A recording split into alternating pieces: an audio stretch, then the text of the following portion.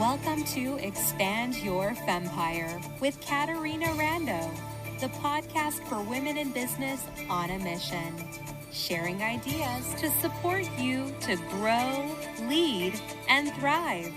Now, here's your host, Caterina Rando. Welcome back to another episode of the Expand Your Fempire podcast.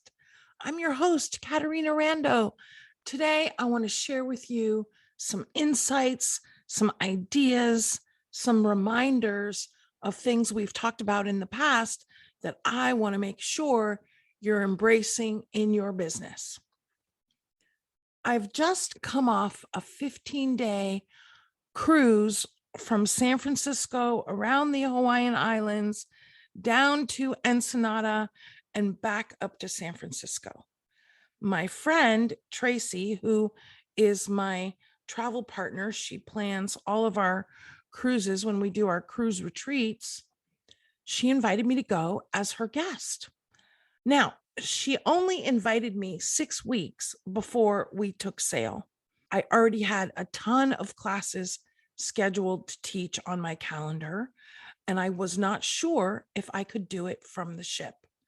I'm sharing this with you because in your life, opportunities will come up, and you may have things planned and scheduled, and you may think, there's no way I can do this while I'm supposed to be doing that. Or you might be thinking, I can't get someone to sub for me, or who could I get to sub for me? Or could I possibly get good internet? I want to let you know that I was so committed to going on this trip that I put my thinking cap on and figured out how to make it work. I'm sharing this with you because this is what I want for you. I scheduled people to sub for any of the classes that I needed to teach. Now, I still planned on teaching them. The idea, though, was that I would have a substitute in place in case I could not get my internet to work. Now, you might think, if you're running group programs, Caterina, my people don't want to have a sub. They signed up for the class to be with me. Here's what I want to be very clear on.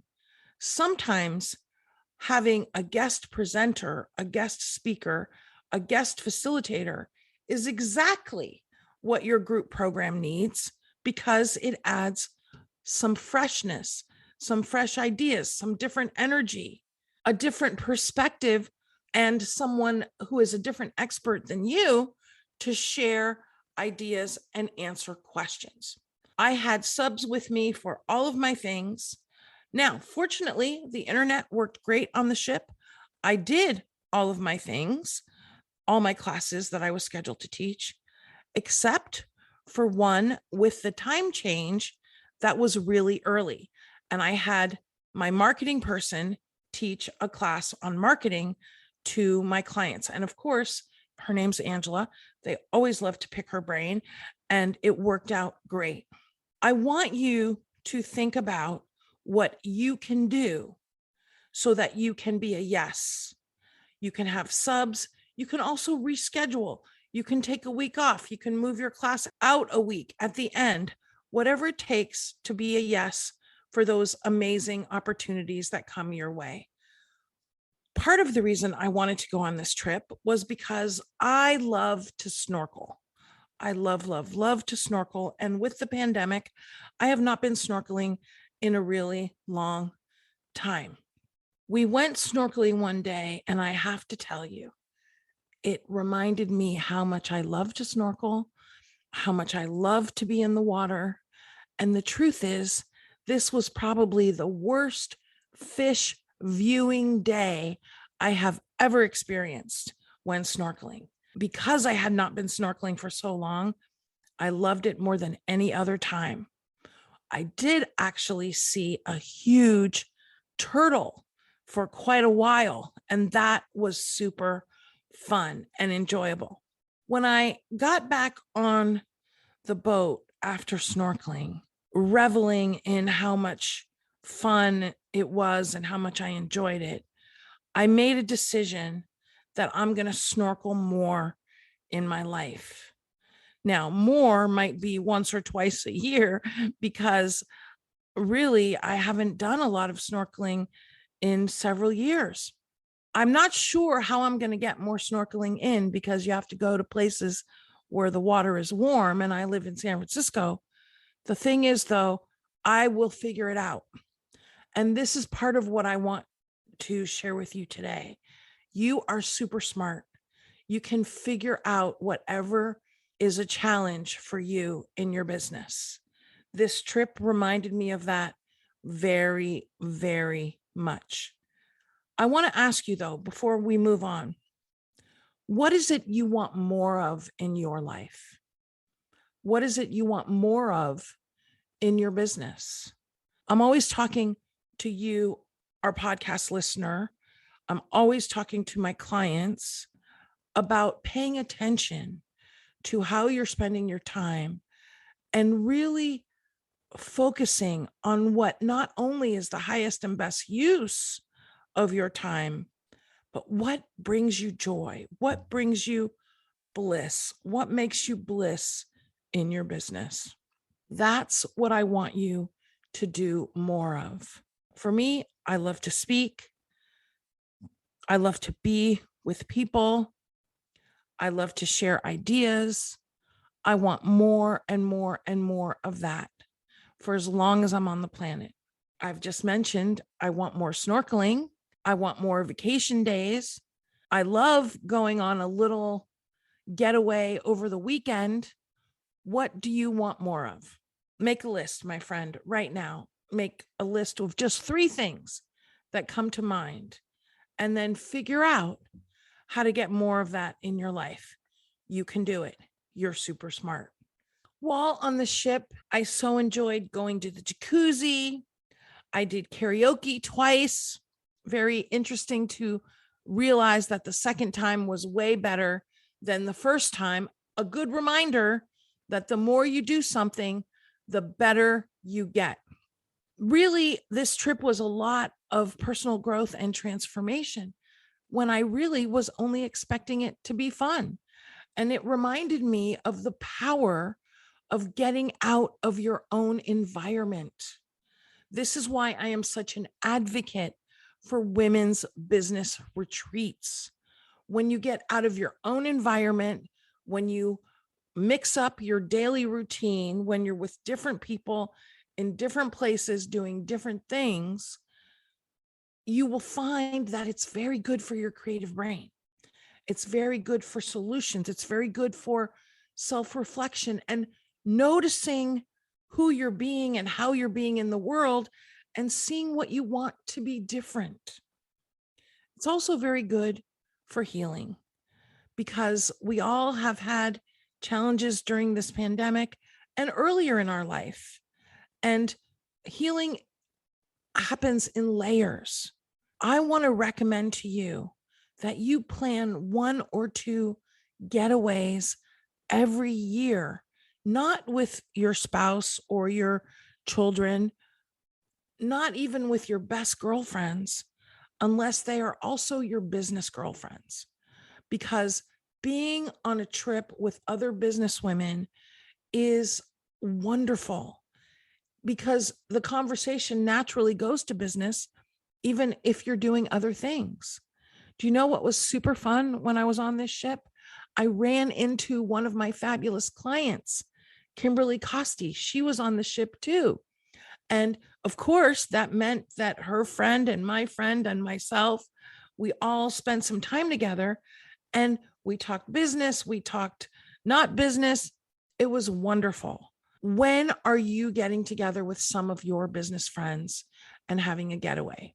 And if you don't have one on the calendar, come talk to me because we have already started back up with our women's retreats for women leaders on a mission. One of the things you've probably heard me say is that in business, there are going to be disappointments du jour. I was reminded of this at one point while we were on our fabulous getaway, because part of the reason we were excited to go on this particular ship was because this ship has a big conference center. And I've been planning for several years to do a conference for women in business on a cruise ship. I find cruising to be an amazing way to build community, to manage costs, to have a great getaway without having to worry about all kinds of things that you have to worry about and pay for on land. It cultivates community more than anything I've ever seen. Unfortunately, we toured the conference center and I was so excited about it.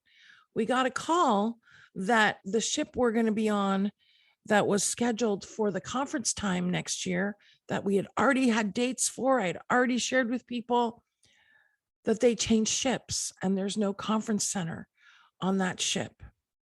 I have to tell you, my friend, this was a big blow. After all the planning, after all of the excitement to finally get to launch my next dream, to have to put it back on the shelf was pretty deflating. And I kept reminding myself what I tell you, what I tell the women that I have the privilege to serve in our Thriving Women in Business community. Hey, take your disappointment, put it in your universal translator and turn it into determination. One lady said to me, she said, Caterina, you got to take your frustration and make it your fuel. I love that. But I was having a little bit of a difficult time doing it. That's the truth. Then a few days later, I got home. I got off the ship. And, one of the things that I do is I get flowers delivered every Monday from Instacart because I love to have fresh flowers, not only in my home, I love to have fresh flowers behind me when I'm speaking virtually. Because when I got home on Monday, I immediately started teaching. I did not get a chance to order my fresh flowers. Then I was in bed Monday night and I realized, oh my gosh, I'm teaching tomorrow. I'm giving a speech. I need fresh flowers. But I'm not an early bird. I didn't get up till 8:30. I was teaching the class at 10. I went online to order them. And you know what it said? It said, your order will be delivered at 9:55. I was so excited. And then I pushed the button to place the order and it spinned around, the page spinned around. And then it said, your order will be at your location by 10:30. And I said, oh no, that's half an hour into my speech. And I was trying to figure out, what am I going to do? What am I going to do? And then I realized I could message the person who was putting together the order and delivering the order. And I sent him a direct message. His name was Ricardo. I said, Ricardo, if you can be here by 9:50, I will give you an extra $20. And Ricardo responded right back, I will take the challenge. And you know what? After I sent him that note and he responded, I jumped in the shower and I reminded myself, Caterina, whatever challenge you're having, you can figure it out. And that's what I'm saying to you. Whatever challenge you're having, you can figure it out. Whatever disappointment you have, you can figure it out. But you got to take that disappointment and turn it into determination. And sometimes when we have wins in one area, it infuses another area and gives us more fuel. That's how I felt after I talked to Ricardo and he said he'd be here by 9:50. I felt reinvigorated and re-energized, not just for my conference that I still haven't figured out yet, but for my whole business, because it was an example of me figuring something out. So let's take a deep breath, my friend, right now. And where in your business do you have something to figure out? Ricardo arrived with my flowers and I had said to him he would get a $20 extra tip. Well, of course, I only had $17 in my wallet. And then I had a couple of hundreds left over from my trip. He didn't have any change. So I took a couple minutes to go all over my house to find the last $3. And he said to me, "Oh, Caterina, you don't have to do that." I said, "My friend, it's very important that I keep my agreements." And so I took a couple minutes to find the last $3 in change, which I gave to Ricardo. And you know what he said to me? He said, "Oh, it's been nice to meet you. I have a beautiful money tree that my coach gave me right outside my front door of my house." He said, "That reminds me of my mom, and she passed away 3 days ago." And I could see him getting emotional. And, I was rushing around to get ready for my talk. And in that moment, I said to myself, there is no place on the planet more important to be right now than right here talking to this young man who has just lost the most important person in his life. And so I took a few minutes and I gave him whatever words I could of encouragement. What do you say with such a big loss? And I liked his spirit. I liked his attitude. I took his number so that I could call on him for any future deliveries. And when I closed my front door, I was reminded business is about being of service. Business is about uplifting other people. It's not about rushing to get stuff done. It's not even about getting stuff done. It's about being of service and helping others on the planet. I hope that in your business, you are running your business with this attitude in mind, that it's about helping people. And part of what this means to me is that it's not about the bottom line, it's about the heart line. What I mean by that is I just did this again today. I allowed someone to not make several payments based on a contract because their whole life has changed and I'm not going to be able to serve them. And if I can't serve them, why would I want them to pay for the service that they can't take advantage of? Now, you might think that that is not smart in business, but here's what I want to tell you. I think it's super smart. You know why? Because I have a long-term view of my business. And I have seen many people who have been bullied, for lack of a better word, by high-end coaches who have told them they have to make all these payments and fulfill the agreement of their contract, even though their situation or their life or their business or whatever has super changed. Business is about being of service. And I can tell you that all of those people in all of those situations never went back to those same coaches and invested with them again. And I can tell you that that's not my experience. I have people come back year after year. I have people go away for 5 years and come back. I just had a client who has not worked with me since 2014 sign up with me last night again. Why? Because I know it's all about service. It's not about the bottom line. It's about the heart line. I'm not about earning a few extra $1,000 every year if it causes hardship for someone else. And I want you to think about that. If your business is your mission, we could even say it's your ministry. Now, my friend, I am not a religious person. I do like that idea, though. Your business is supposed to be your bliss. And how could your business possibly be your bliss if you're creating hardship for other people? Think about that. I want you to wear your heart all over your business, not just on your sleeve. And that means you wear it where the bottom line is. And you wear it when you're talking to people, and you don't sign up anybody that you know you can't serve or is not a great match for you. You don't try to serve people that are not quite where they need to be to benefit from your massive value. If you know my history, you know that there have been times when we've had a lot of surplus in the business, and there's been times that were much more challenging. I am very happy to say in the lean times, we still contributed to the charities that we're committed to supporting. I still ran my business with the heart line as priority more than the bottom line. And as a result of that, surplus has always come back.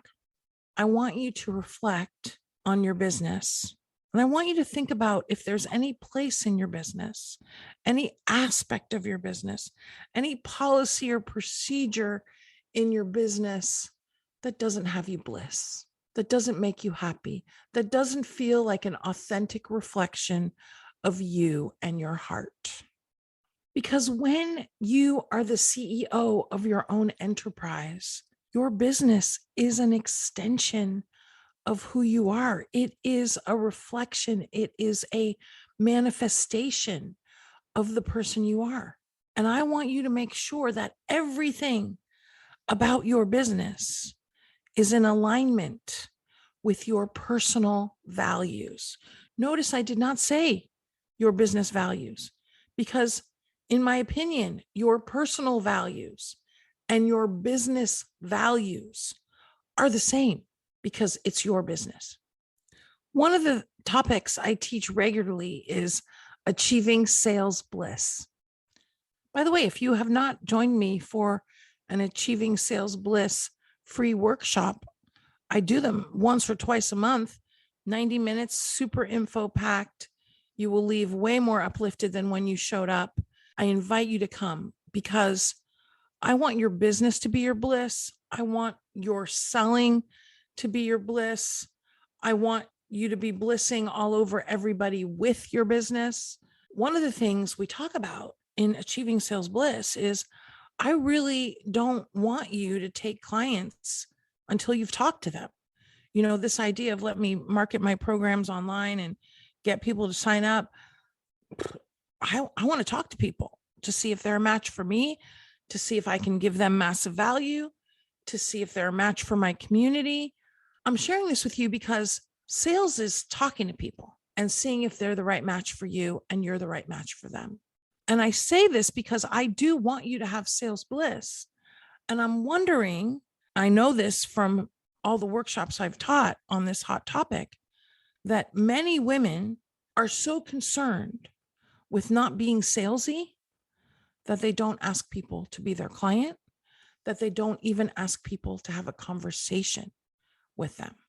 That is what I want for you, is for you to up the amount of people you're asking to talk to about whether or not you can serve them. What did I just say? I just said, ask them if you could talk to them. That's what we call a reach out. When I was on my Hawaiian trip, one of the things I did was I spoke in Honolulu to a group of women in business assembled by one of my fabulous new clients. Her name is Vince, and she came to one of my workshops a while back, and she wanted me to come talk to her virtual group, which I'm actually talking to her virtual group tonight. And she said, hey, Caterina, can we schedule a time to talk about you coming to talk to my virtual mastermind group? I said, of course. And we scheduled a time to talk. We got on the phone. We chatted about the mastermind group. We booked me to talk to her group. And then I said to her, thank you so much for coming to the workshop. And I'm wondering if you want to talk about the Thrive at Sales program. Now, the reason I said this was because there was never any indication that she wanted to talk about it. And guess what? She wanted to talk about it. We talked about it. She signed up for the class. And it was a reminder that you always ask. You don't wait for the verbal cues or the physical cues, even the nodding of the head that they're clearly getting it. You simply ask everyone. I remember way back when I used to sell jewelry, you may have heard me say this 100 years ago, you would ask everybody if they wanted to book a party, whether or not they gave you any indication. And I was often surprised that the person that made no eye contact or barely talked to me wanted to book a party. Are you asking enough people if they want to be served by you? Are you asking enough people to talk to you? And by the way, let me remind you right here of the influence equation. I don't ask anybody if they want to talk about being my client until I have built some influence. And sometimes that happens quickly, and sometimes that takes time. Are you, though, asking enough people? Now, if you're not sure what is enough, let me suggest this equation to you. If you want 5 new clients this month, then you're going to invite to work with you 20 people. You times it by 4. That's a 25% close ratio. You might do much better than that, but that's a good number to work with. Also, because some people might start this month, some people might start next month, which is why we need that 25% ratio to join us this month. And then we might get another 25 next month and another 25 the month after. So you take the number of new clients you want, you times it by 4. That tells you how many people you want to talk to. Those are actual conversations about working together.